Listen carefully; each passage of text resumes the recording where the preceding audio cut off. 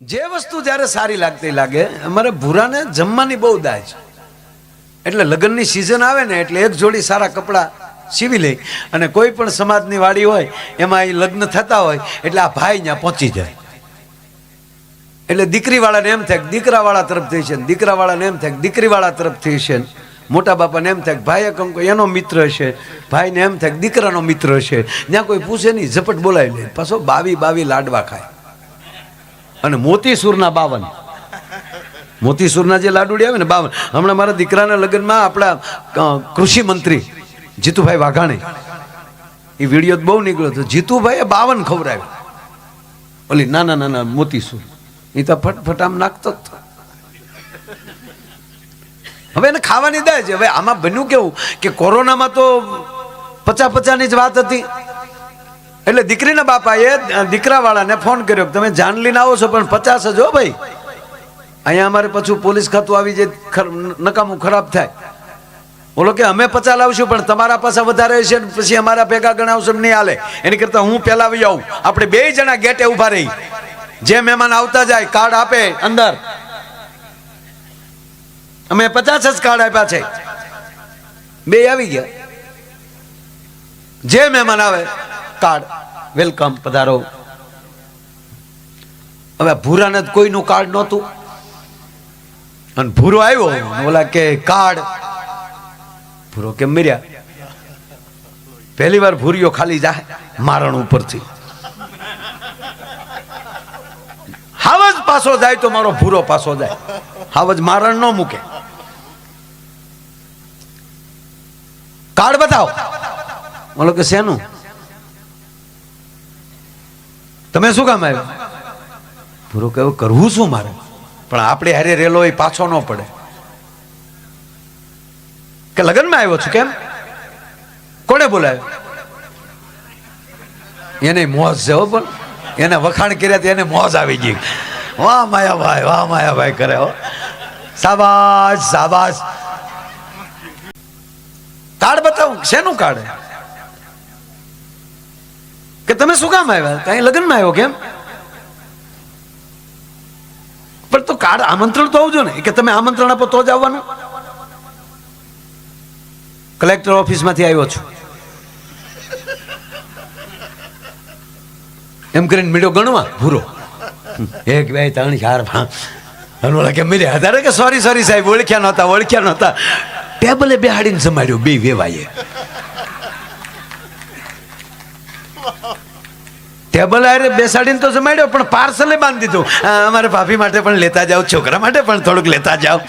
અને 11,000 નું કવર કરી દીધું. બોલો, કારણ કે 2 માં 15 વધારે હતા. અને ભૂરીઓ ફાફડ પાડી નીકળી ગયો. બોલો, જે વસ્તુ જ્યારે સારી લાગતી ત્યારે લાગે. જન્મતા વેત બાળક રડે તો જ સારું લાગે. આમ રાઈ નાખે તો જ સારું લાગે.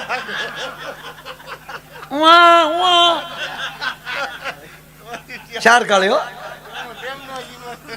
જન્મતા વેત રડે તો જ સારું લાગે. ન રડે તો એમાં ડોક્ટર મિત્રો હશે ને ખબર છે કે બાળકને ઊંધું રાખીને એના કફ અંદર રહી ગયો હોય તો એ આમ કહેવાય થાપલીઓ મારીને એનો રડાવવામાં આવે. હાસ્ય સારું જ છે, પણ જન્મતા હશે કઈ સારું ન લાગે. કોઈ બાળકનો જન્મ થયો હોય દાંત કાઢ્યા હોય તો ડોક્ટર દિવાલ કૂદીને વૈયા જાય. કોણ આવ્યો? ભૂતના પેટમાં.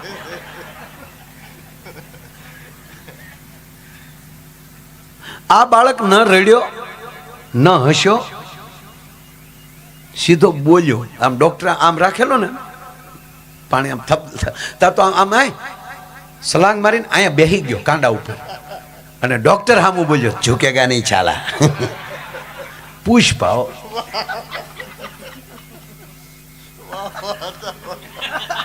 તા તો ડોક્ટરે આમ હાથ ખખેરી નાખ્યો. આમ હાથ થઈ ગયો ડોક્ટર થી. ન્યાલી પીડ્યો પણ સીધો ગાડલામાં. ઓલી બિલાડીને કેમ ઘા કરો ને સીધી જ પડે. મારો દીકરો સીધો બેઠો થયો. અને બેઠો નર્સ સામું બોલ્યો બ્રાન્ડ હે બ્રાન્ડ.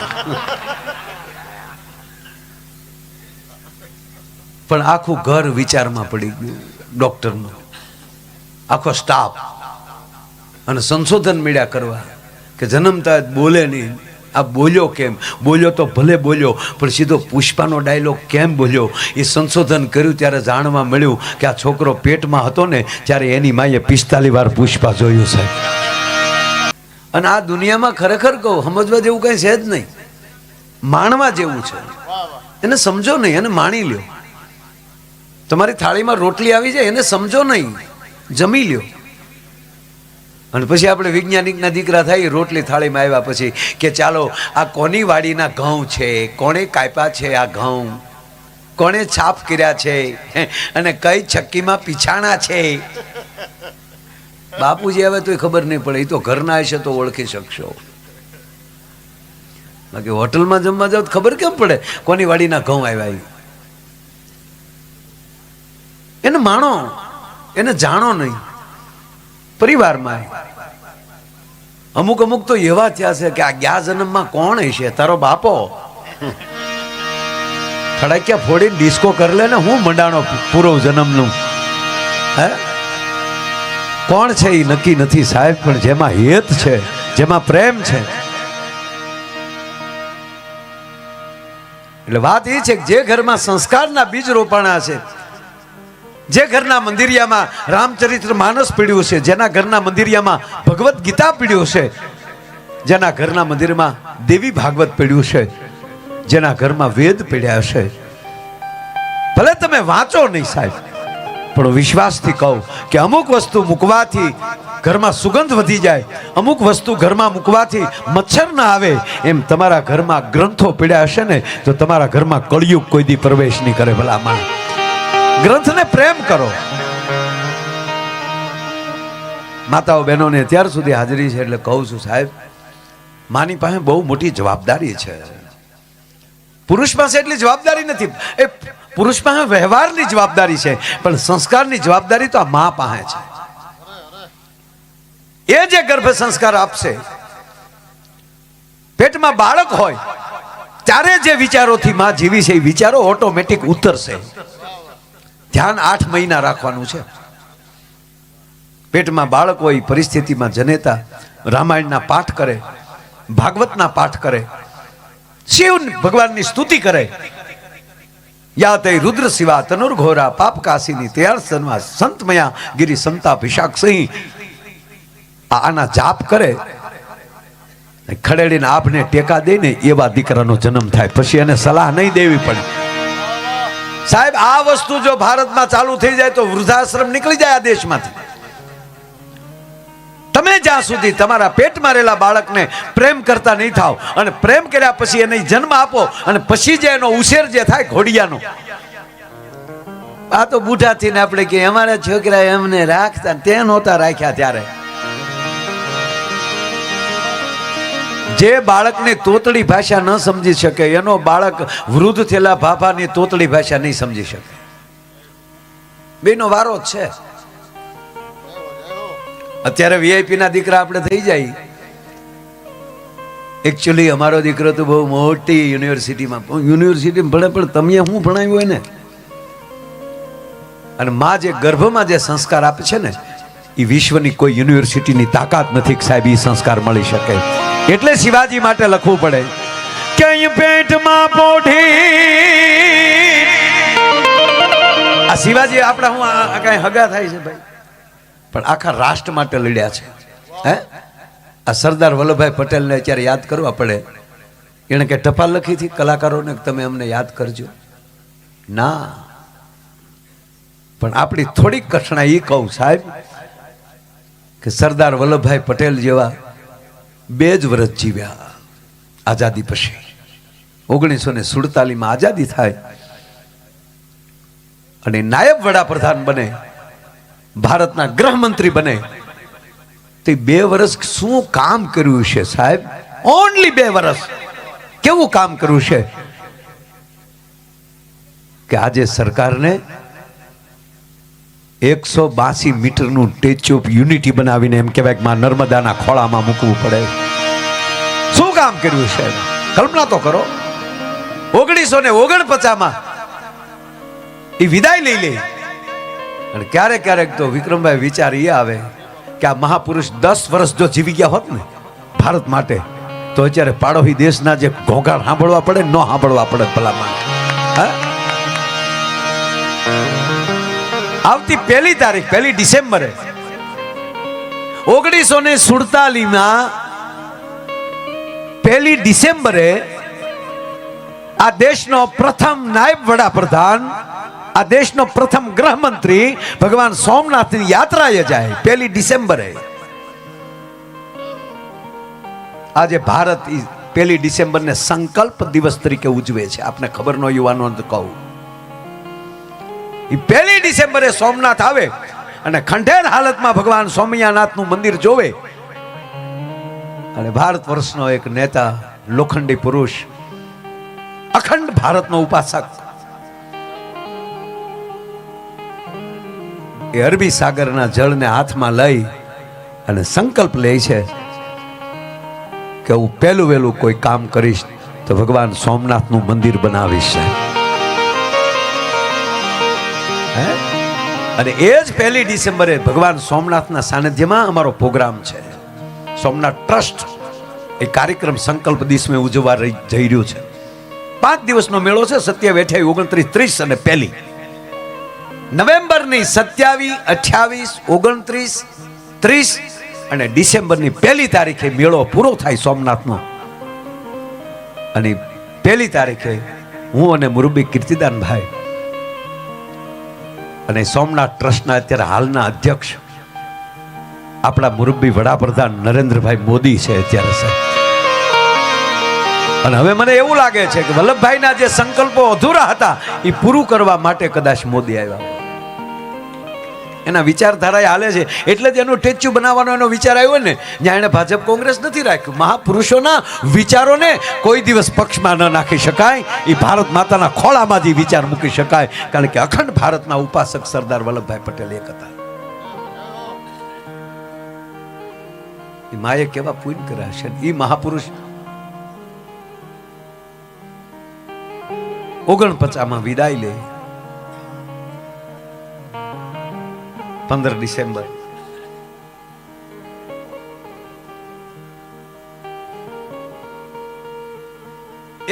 નો જન્મ, 1 નો સંકલ્પ અને 15 ડિસેમ્બરમાં વિદાય 1949. અને વિદાય લે ત્યારે એના ઓરડામાંથી આ દેશના ભારત વર્ષના નાયબ વડાપ્રધાન, ભારત વર્ષના ગૃહમંત્રી એ અંતિમ વિદાય જ્યારે લઈ લે ત્યારે બારડોલી એનો આશ્રમ, એનો જે મકાન જેમાં રહેતા થાય, જેમાં ઉતરતા થા, એમાં કેવલ એક ટિફિન અને 150 રૂપિયા નીકળે. તમે કલ્પના તો કરો સાહેબ. જેને રાષ્ટ્ર માટે પોતાનું જીવન, નહીતર એક મોટામાં મોટો વકીલ માણસ, બેરિસ્ટર જેવો માણસ, અને પોતાની પ્રેક્ટિસ બંધ કરીને ભારતની એકતા અને અખંડતા માટે નીકળી જાય વલ્લભભાઈ. ધારે તો શું ન કરી શકે સાહેબ. હૈદરાબાદનો નવાબ નહોતો માનતો અને એટલું બધું કોમિંગ ફાટી નીકળેલું. ત્યારે વલ્લભભાઈ ટેલિફોન કરીને કહે છે ત્યાંના નવાબને, આ લોખંડી પુરુષ, કે નવાબ બંગડીયું નથી પહેરી કે આ રાષ્ટ્રને રાજ્ય અર્પણ કરી ગયો, નહીતર કાલનો સૂરજ ઉગવા નહીં દઉં તમારા માટે હું. અને રાતોરાત નવાબને પાકિસ્તાન વયું જવું પડે. જુનાગઢ નવાબને બાબી સરકારને ઉસાળા ભરી લેવા પડે.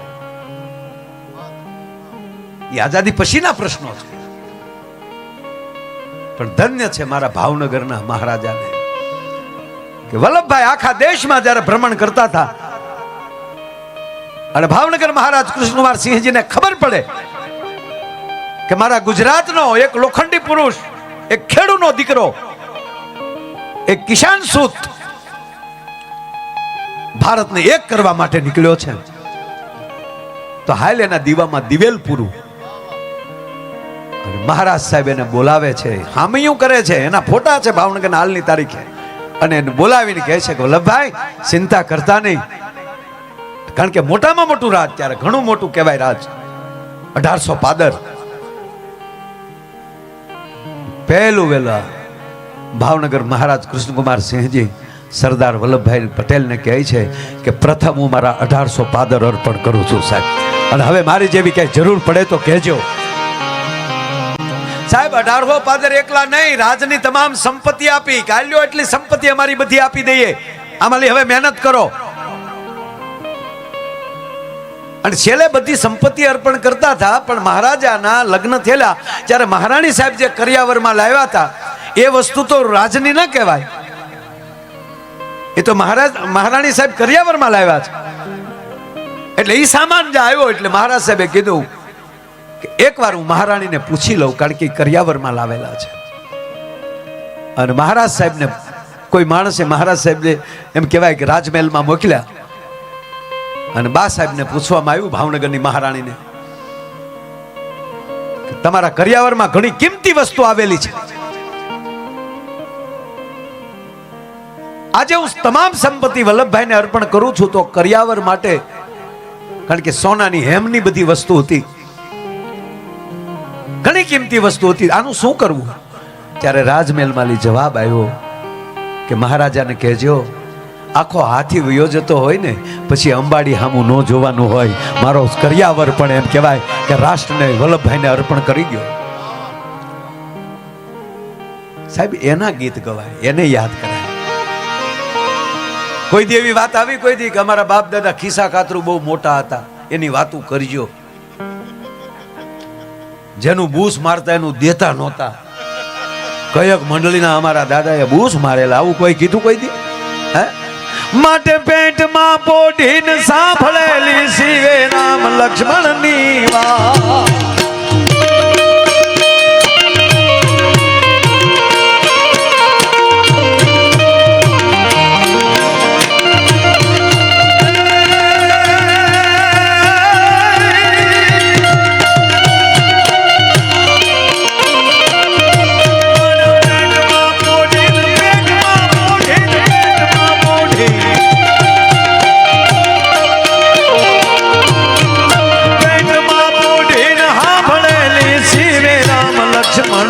વાત રે આપ રામ લક્ષ્મણની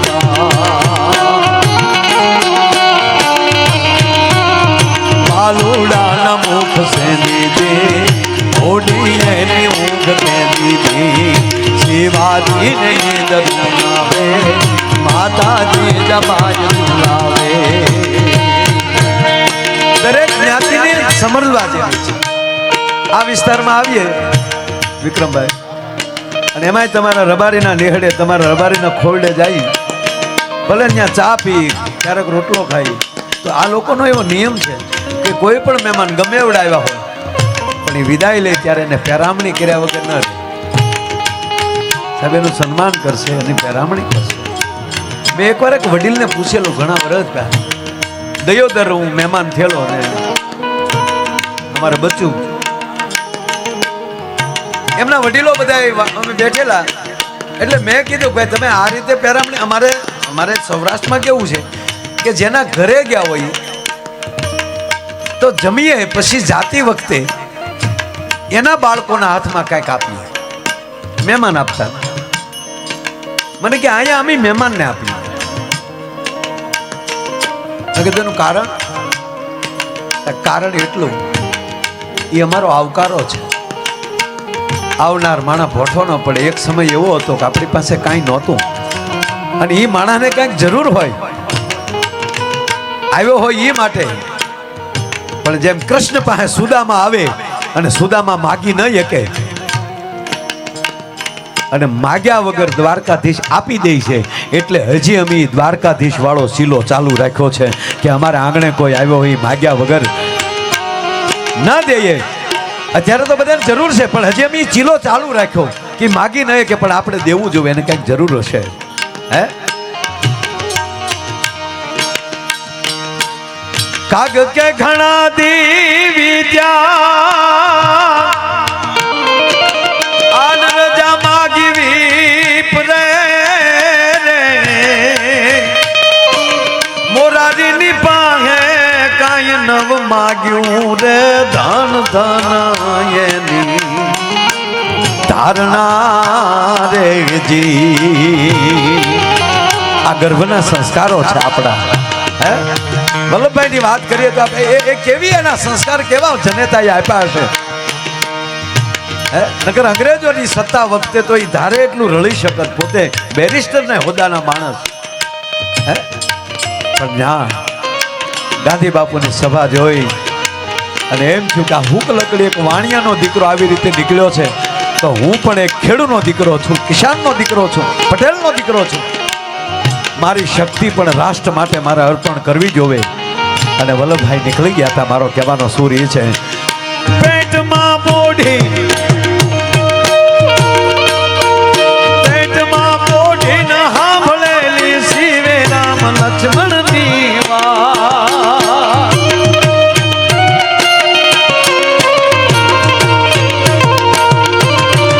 પેટમાં મોઢી ન સાંભળેલી શિવે રામ લક્ષ્મણની વાત રે, બાપ રામ લક્ષ્મણની વાત. બાલુડાના મુખ સે દીધે ઓડીએની ઊંઘ તે દીધી, શિવાજીને નીંદ રૂનાવે, માતાજી જપાય ઝુલાવે.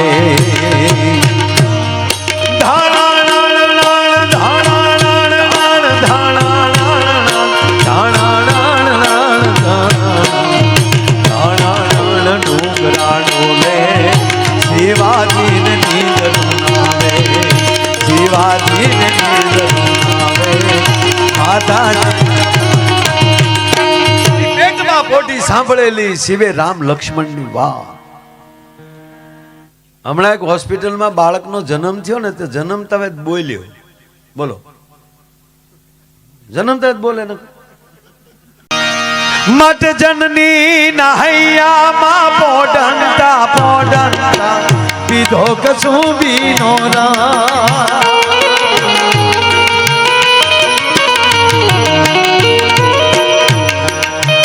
એ મારી જનની નામ.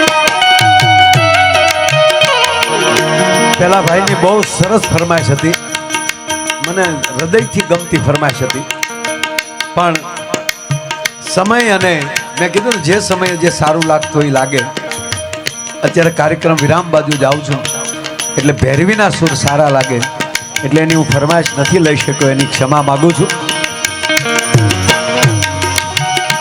મારી જનની નહૈયામાં પોઢંતા પોઢંતા પીધો કશું બીનો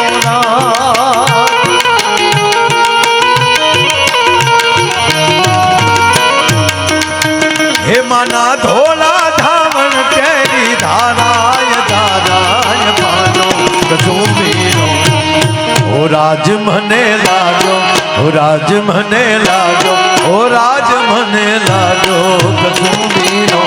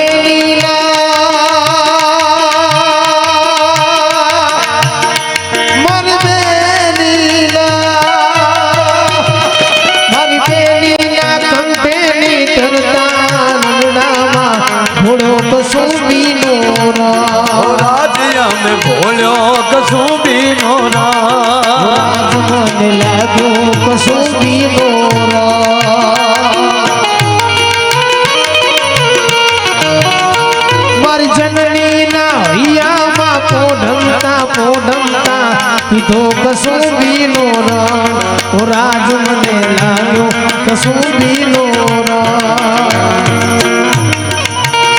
એવી બેનીના કંઠે તરતા હાલરડામાં ભૂલ્યો કસુંબીનો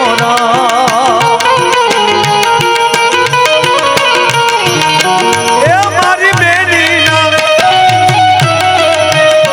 એવી બેનીના કંઠે તરતા હાલરડામાં ભૂલ્યો કસુંબીનો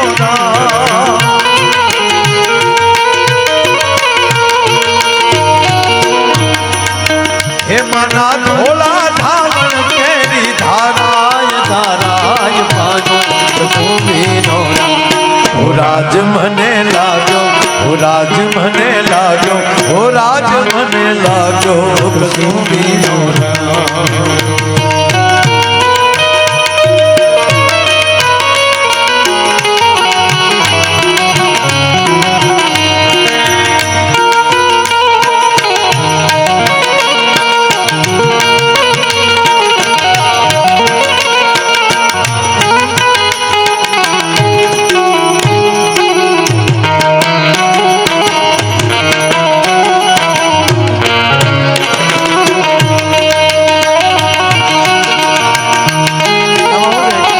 રાજી રે એવું કોક હોય તો એ વગાડાય.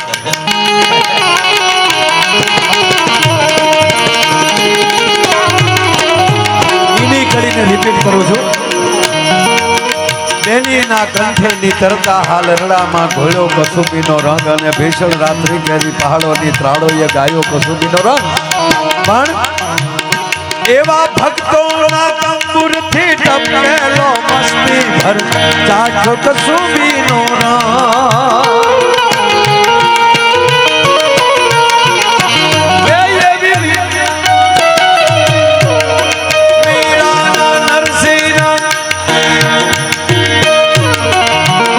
આવા ભક્તોના તંબુરથી ટપકેલો મસ્તી ભર ચાખો કસુંબીનો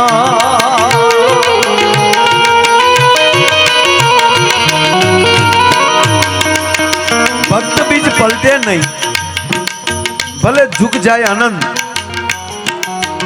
ઈ તો 18 વરણમાં અવતરે આખર સંતનો સંત.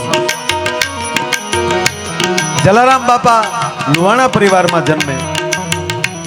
એમના ગુરુ જલારામ બાપાના ગુરુ એટલે ભોજલરામ બાપા એ પટેલ પરિવારમાં જન્મે. નરસિંહ મહેતા બ્રાહ્મણના ઘરે જન્મે. મીરામાં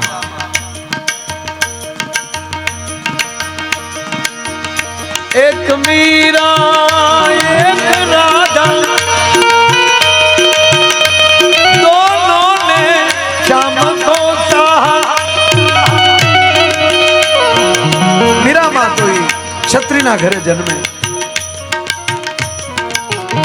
આખી સંત માળ લેવા જાય તો વાર લાગી જાય, પણ 18 વર્ણમાં અવતરે આખર સંતનો સંત.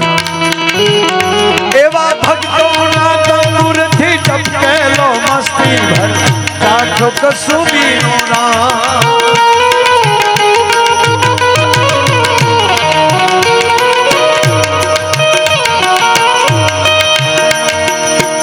એવી વાલી દિલદારોની પગની મહેંદી પરથી ચૂનો કસુંબીનો. અહીંયા થોડોક ડખો છે આ વાતમાં. આ મેઘાણી બાપુએ લખ્યું છે. ઝવેરચંદ મેઘાણી ભારતીય રાષ્ટ્રીય શાયર.